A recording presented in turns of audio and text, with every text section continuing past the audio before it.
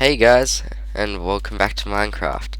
Today I'm starting my new series on Redstone for Dummies. This episode is what is Redstone and how does it work? So Redstone is this thing. Well, this actually isn't Redstone. But this is the Redstone block or whatever you want to call it.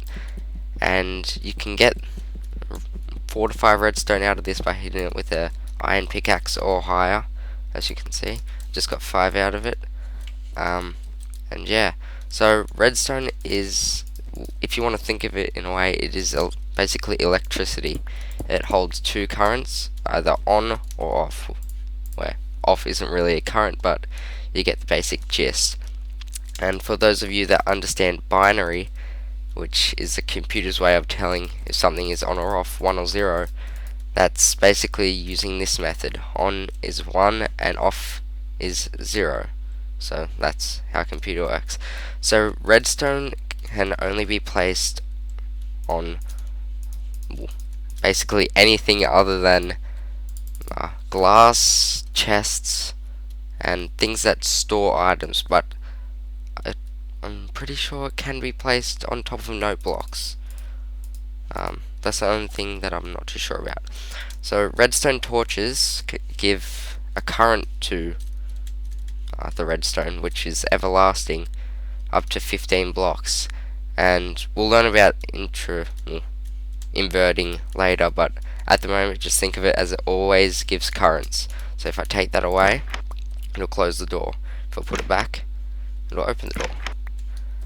Now pressure plates. This is a stone pressure plate and will only affect the door or whatever you have at the end if you stand on it or a mob or animal stands on it. And a wooden pressure plate is exactly the same, except if you throw an item on it, it will open the door, whereas the stone one doesn't. Now, onto pressure plates. Not pressure plates, buttons. A button will give a short pulse to the door and turn on the electrical current, whereas a switch will keep a constant current that will always keep the door open, unless I close it like that. Now, as you can see here, the redstone can only go up to 15 blocks apart from where it was originally given the current. But with a repeater, which we will learn about soon, hopefully, if I can get to it. Yeah, we will. But it will continue the current and will open that door. But for all you people who played Minecraft without the repeaters, this is one way that we used to continue the current. It would just be a line of redstone, however far, up to 15 blocks, then a block and a repeater, and that would actually power this on, because this is off, it has no current going to this block, and that will continue on to this. And because that is powered, it turns this block on, which will turn everything else that's going around it off. Will turn redstone torches off anyway, which will lead to that. But when you do this, it will turn it inside out. It will turn this on, which is powering this, and turning this one off, which is letting this one power up and open the door. Now onto repeaters. What is a repeater?